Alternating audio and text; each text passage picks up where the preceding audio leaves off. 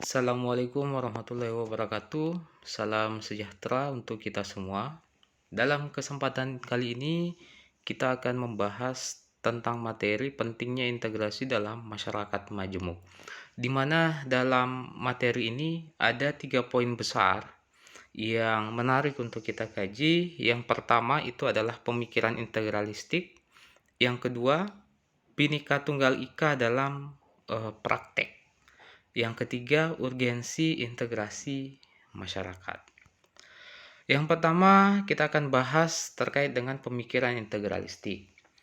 Bahwa kita ketahui bahwa negara Indonesia merupakan negara yang berkembang dan kemudian memiliki latar belakang budaya, suku, etnis, dan agama yang berbeda-beda. Dengan perbedaan-perbedaan tersebut, sehingga menyebabkan integrasi nasional merupakan persoalan yang politik yang sangat pelik dan kompleks untuk konteks kenegaraan kita karena banyaknya perbedaan itu tadi. Sehingga hal tersebut membutuhkan perhatian serius untuk kita semua agar dapat menjadikan negara ini sebagai negara yang tetap utuh. Kita harus hati-hati dan membutuhkan perhatian yang serius dari segenap masyarakat dan pemerintah yang ada terkait dengan perbedaan-perbedaan yang ada tadi. Besarnya potensi disintegrasi di Indonesia sehingga memerlukan pemahaman yang mendalam bagi seluruh komponen bangsa akan pentingnya integrasi tersebut. Pemahaman itu dibutuhkan supaya setiap elemen bangsa merasa membutuhkan integrasi nasional tersebut. Konsep negara integralistik dikemukakan oleh Soekarno dan Supomo yang kemudian disepakati sebagai negara kesatuan. Gagasan tersebut merupakan hal yang sangat ideal untuk negara kesatuan. Bentuk negara kesatuan tersebut dapat mengakomodasi paham negara, agama, dan mengakomodasi bentuk negara federal. Jadi negara kesatuan itu dapat mengakomodasi bentuk-bentuk atau paham-paham yang terdapat dalam suatu negara. Di mana yang kita ketahui bahwa ada banyak perbedaan yang terjadi dalam konteks kenegaraan tersebut sehingga dibutuhkan konsep negara kesatuan, itu yang dimaksud. Legemen menyatakan bahwa gagasan negara kesatuan pada hakikatnya adalah negara yang organis. Negara organis ini oleh Supomo diberi nama integralistik, yang kemudian makna organis dapat dijelaskan dengan melihat negara itu sebagai suatu organ tubuh yang terintegrasi. Kita tahu bahwa organ tubuh manusia itu terdiri dari bagian-bagian yang kemudian bagian-bagian itu membedakan antara satu dengan yang lainnya. Ada mata, ada hidung, ada tangan, ada mulut, ada kaki, dan seterusnya yang memiliki kegunaan dan fungsi yang berbeda-beda, tapi bergerak di dalam satu kesatuan yang kemudian dalam pelaksanaan sistem tersebut untuk mencapai tujuan yang sama, di mana kebermanfaatan atau manfaat yang diperoleh dari satu sistem tersebut dapat berimbas kepada sistem-sistem yang lainnya. Analogi organisme kalau dikaitkan dengan konsep negara mengandung makna bahwa negara itu harus kuat dan utuh sebagai satu kesatuan. Elemen-elemen negara tidak boleh terpisah-pisah satu sama lain, seperti dengan analogi sistem tubuh manusia tadi. Sebab kalau terpisah, apalagi terpecah, maka keutuhannya akan menjadi rusak. Selanjutnya, konsep integralistik dibutuhkan karena ada dua pertimbangan. Pertimbangan ini ada pada waktu zaman penjajahan. Yang pertama, untuk mengusir penjajah dari bumi Indonesia, dan yang kedua, paham integralistik dibutuhkan sebab potensi bangsa harus disatukan untuk dibangun bersama. Nah, Ini semua kita butuhkan karena kita tahu selalu digembar-gemborkan, selalu disosialisasikan bahwa kita ini memiliki suku yang beragam, memiliki perbedaan yang sangat kaya sehingga butuh alat pemersatu bangsa. Yang kemudian alat pemersatu bangsa tersebut yang dijadikan sebagai tonggak, sebagai acuan utama untuk mempersatukan segala perbedaan, yang kemudian alat pemersatu tersebut dapat eh, kita jadikan sebagai alat untuk mencapai keinginan bersama, di mana alat pemersatu juga dapat kita jadikan sebagai alat untuk memperkuat, semakin memperkuat keutuhan negara kita.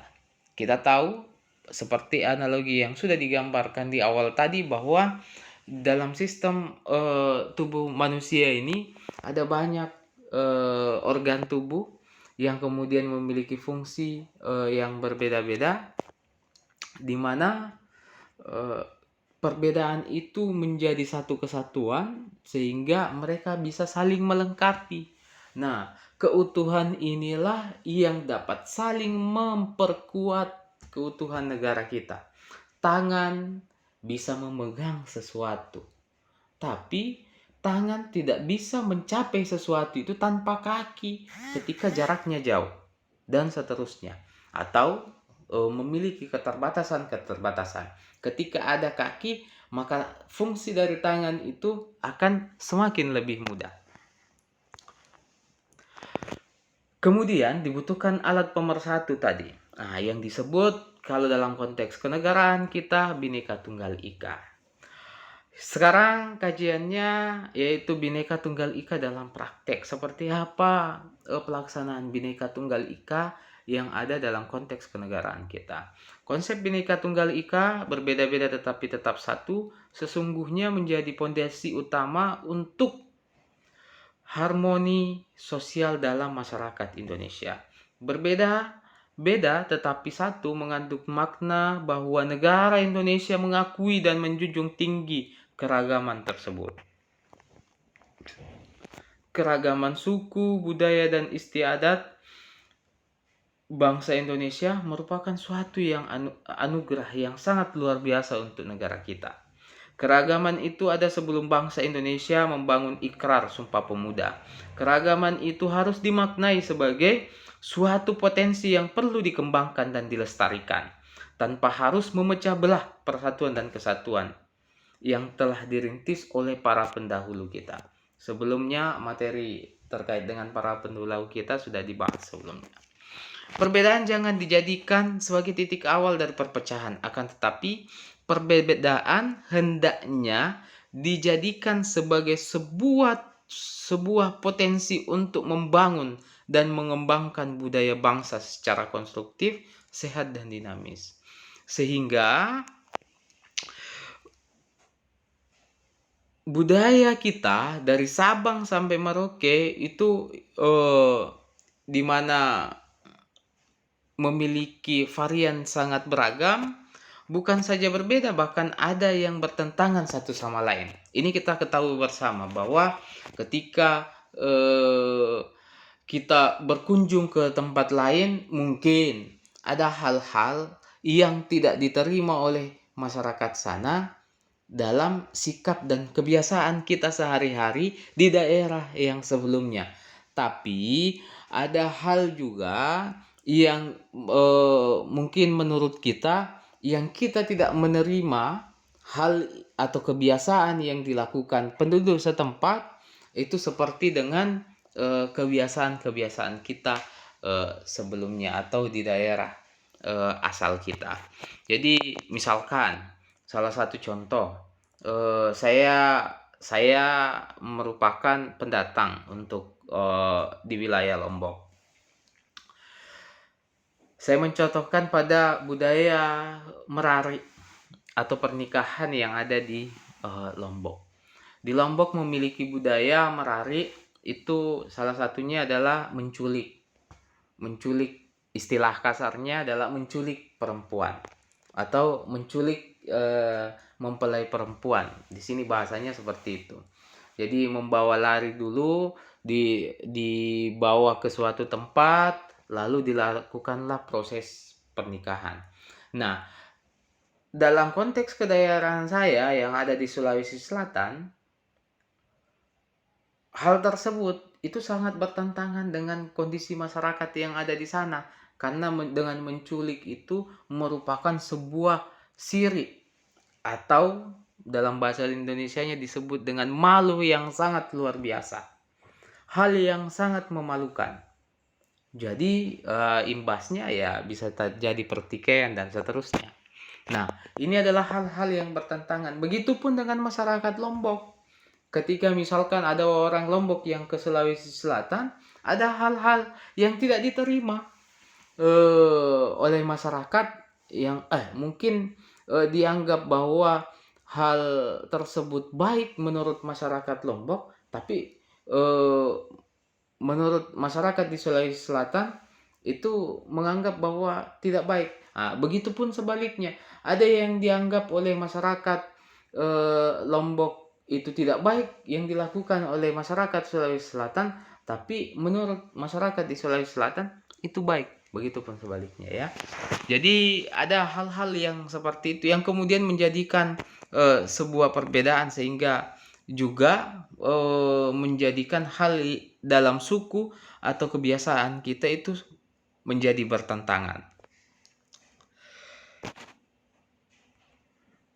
Budaya yang sangat plural itu sehingga memimpin bangsa senantiasa merekonsiliasi berbagai aliran, kemudian bersama-sama dalam struktur politik dan pemerintahan. Demikian juga dalam membuat kebijakan, hendaknya memperhatikan keragaman yang ada dalam masyarakat. Seperti yang disampaikan di awal bahwa hal ini perlu diperhatikan. Perbedaan-perbedaan ini perlu dipersatukan dengan sangat hati-hati. Karena dengan adanya perbedaan itu sangat rentang akan muncul yang namanya perpecahan. Sangat tipis sekali. Perbedaan ini ketika akan kita persatukan, maka rentang timbul yang namanya perpecahan.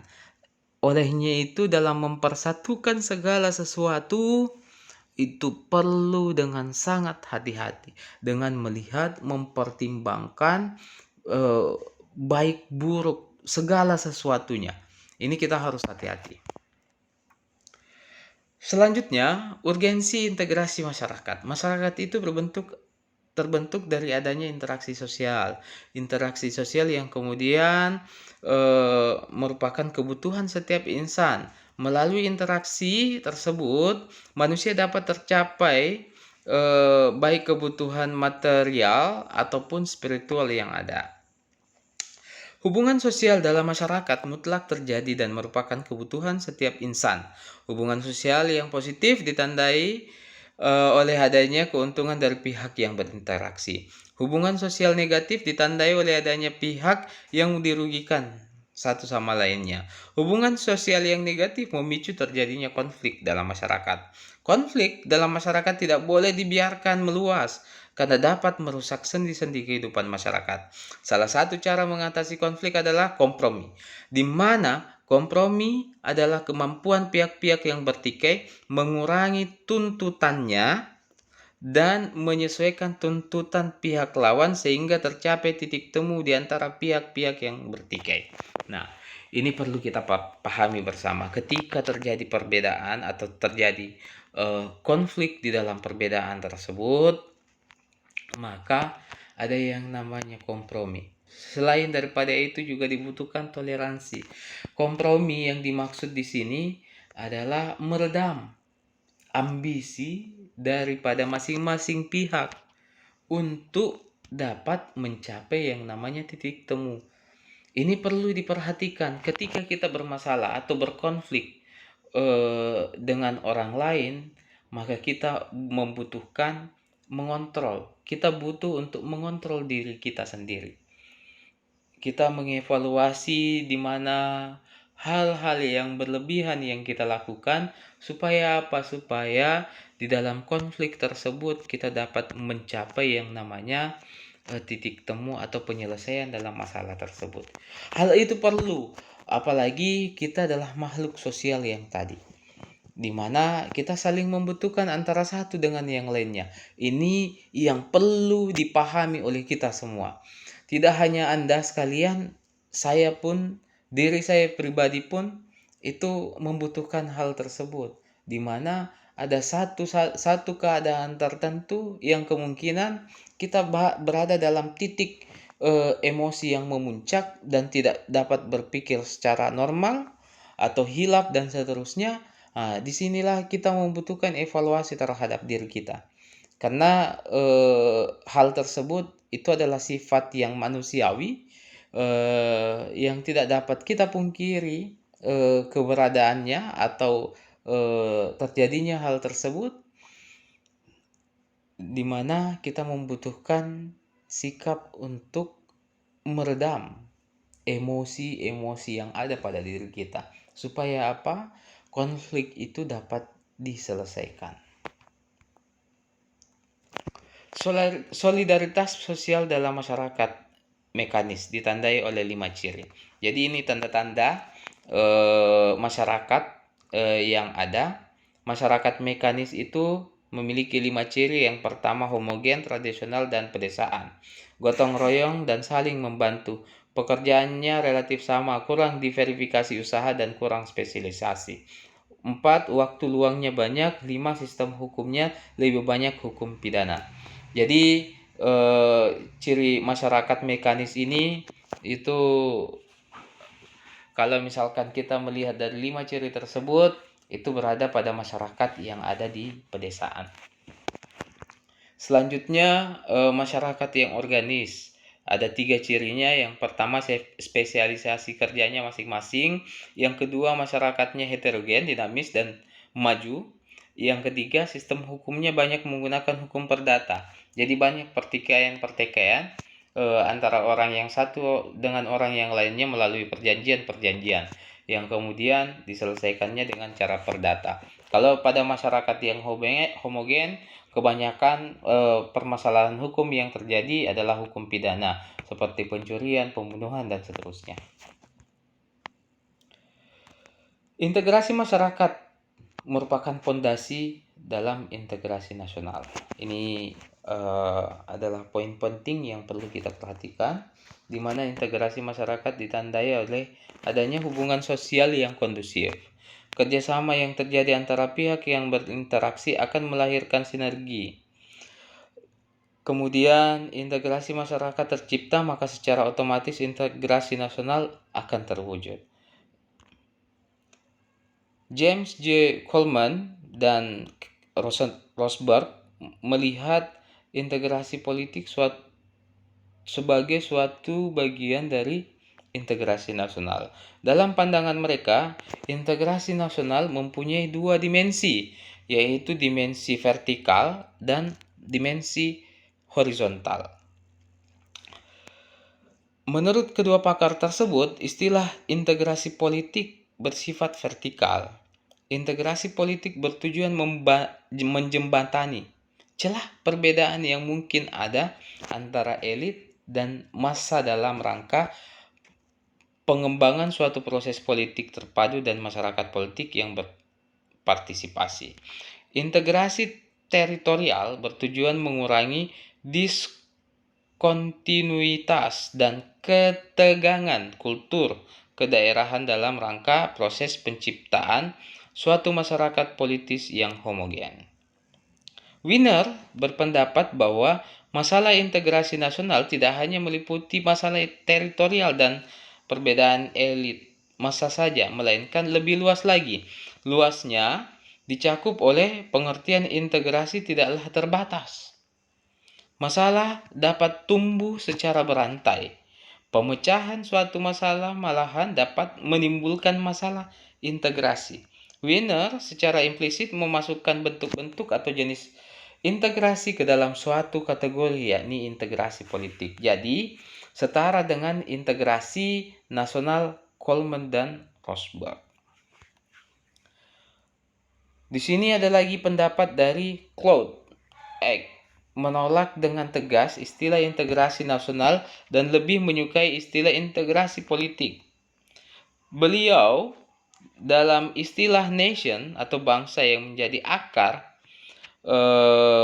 kata nasional secara normatif mengandung makna kelompok nasional yang sangat terpadu. Selanjutnya, Karl Deutsch menekankan pada aspek komunikasi sosialnya. Seperti apa suatu bangsa itu dapat terbentuk apabila mempunyai bahasa yang sama, sehingga dapat tercipta komunikasi sosial di antara sesama anggotanya. Jadi Karl Deutsch itu menekankan pada aspek komunikasi dari integrasi nasional tersebut. Sulit dibayangkan suatu wilayah dikatakan suatu bangsa apabila ia tidak mempunyai bahasa yang sama. Antara masyarakat yang ada di Papua ketemu dengan masyarakat yang ada di Aceh, bagaimana caranya mereka berkomunikasi? Ya, dengan bahasa yang sama. Hans Cohen lebih menekankan pada sudut kemauan. Hal itulah yang dalam perkembangan terbentuknya negara melahirkan teori kontrak sosial. Kontrak sosial muncul dari adanya kesadaran dari anggota masyarakat untuk bersepakat untuk membentuk negara. Nah, salah satu contoh kecil apa yang dimaksud dengan Hans Cohen ini dalam konteks kemasyarakatan yang ada di bawah itu merupakan sebuah kesepakatan seperti dengan awik-awik atau ketentuan hukum atau budaya, dasar hukum, atau ya istilah dalam kenegaraannya konstitusi yang ada di dalam masyarakat yang ada di kampung. Itu adalah awik-awik, kesepakatan mereka barang siapa ada ketika ada orang yang mencuri, kedapatan mencuri, maka dia akan dihukum sekian, atau akan dibunuh, atau akan dipotong tangannya. Itu adalah awik-awik, kesepakatan yang muncul dari masyarakat setempat.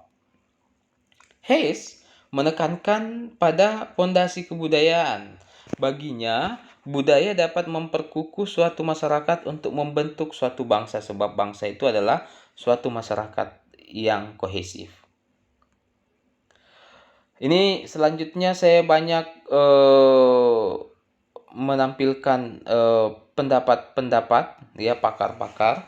Silahkan Anda baca semuanya. Seperti apa pendapat-pendapat pakar, saya pikir penjelasannya sudah sangat eksplisit dalam materi PowerPoint yang ada.